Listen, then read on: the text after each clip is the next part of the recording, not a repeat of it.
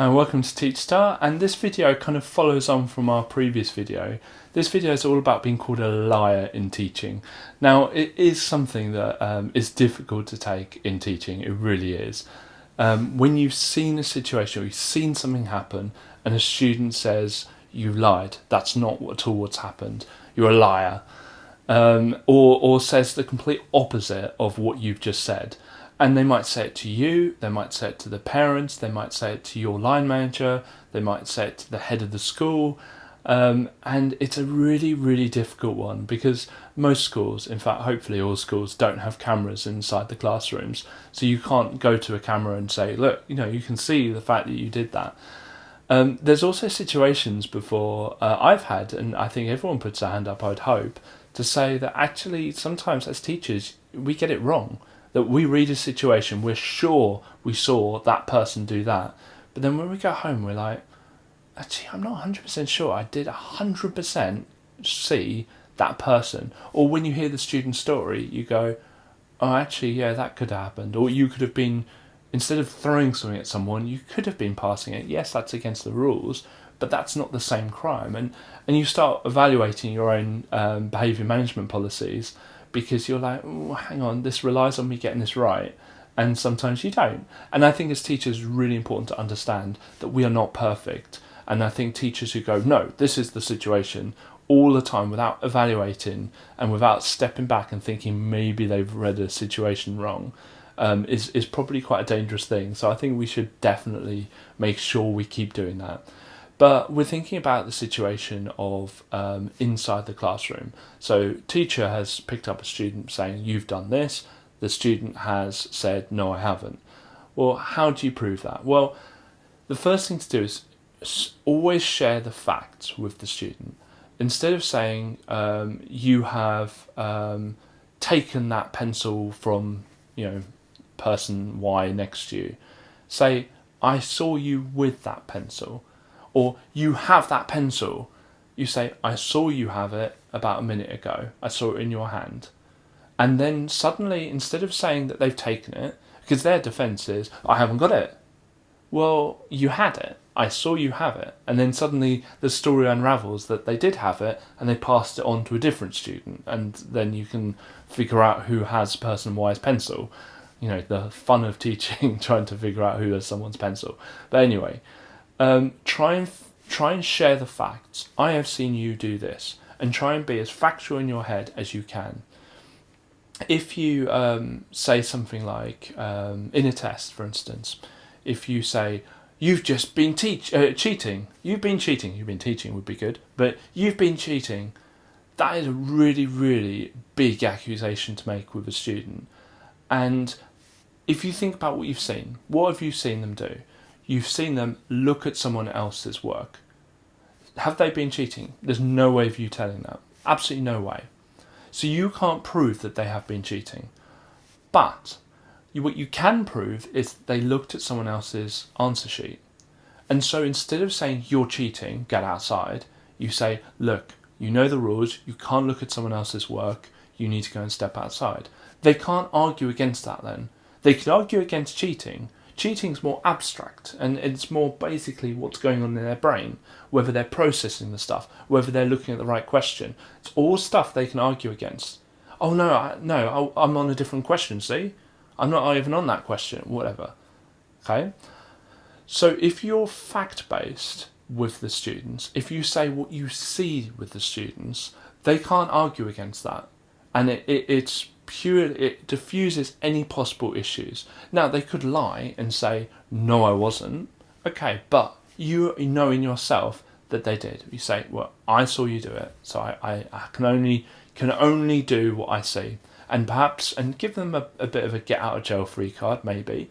Say, perhaps you were staring into space and that was in that direction, but those are the rules, that you can't look in that direction, that you have to keep your eyes on your own test sheet. In that situation, I'd probably just move the student on their own or something like that. I wouldn't necessarily send them outside for it. But you can see the difference between accusing someone of something abstract that you don't know and you can't prove to something that you can. I see that pencil. I saw that pencil in your hand a minute ago. I saw you look at that person's answer sheet. Those are two things that you can back up. That's what you've seen.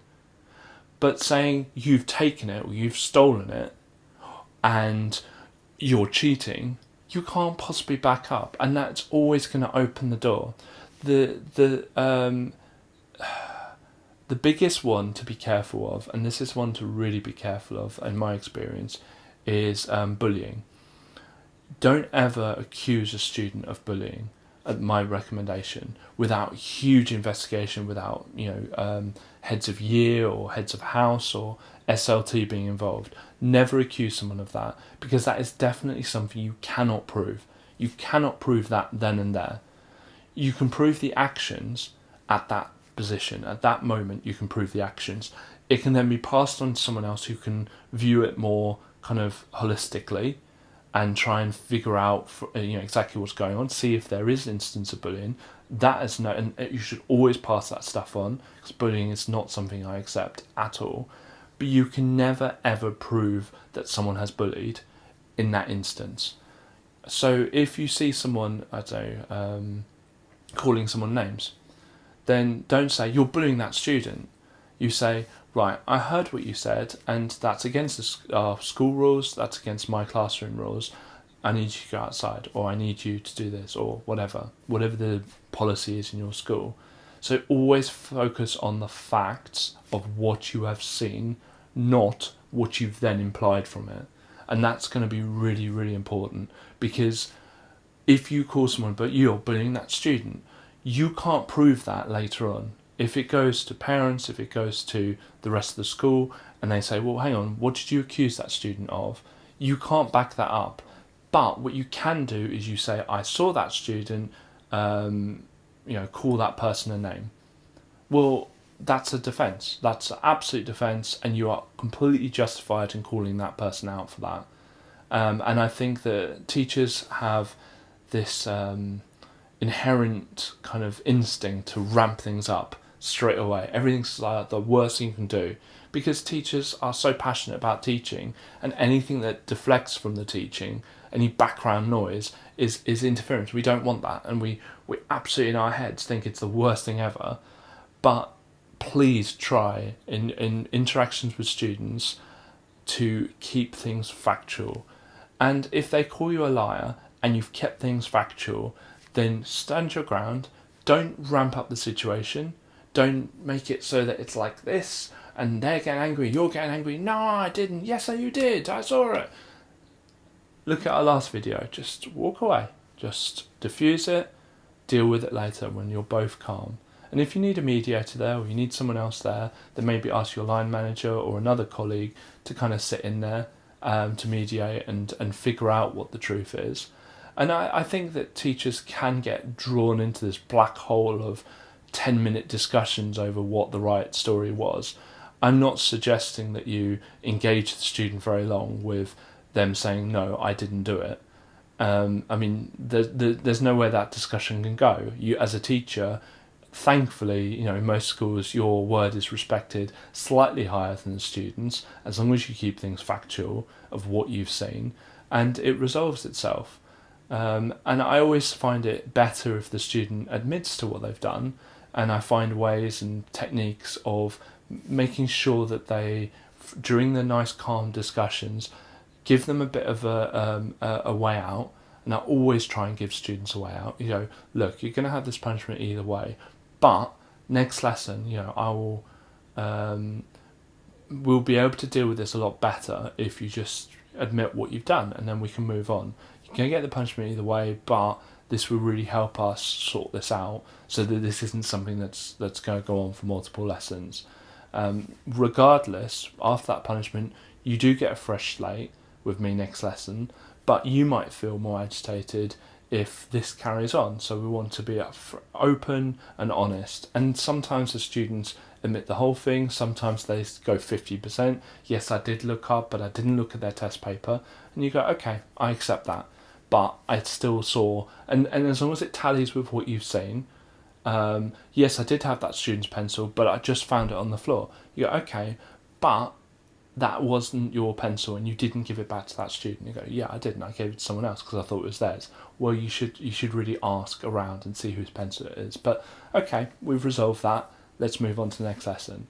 And it's all about making sure that it has a full stop at the end of that lesson, or that evening, or whenever that needs to, whenever the sanction is, and next lesson is nice and fresh, so that there's no hang-ups of this kind of, you're a liar, no I'm not, etc, etc. And it's always best not to have that confrontation at the time. You just say what you've seen and say any sanctions that are attached to it, and then walk away, or diffuse the situation outside.